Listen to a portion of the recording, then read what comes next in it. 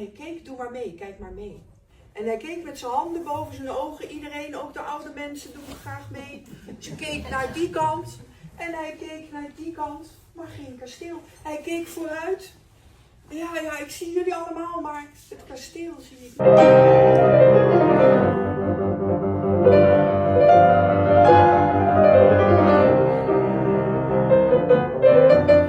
Met zijn belletje.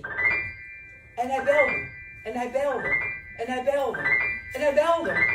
En toen konden ze vinden waar de overkant was. En dan gaat hij weer.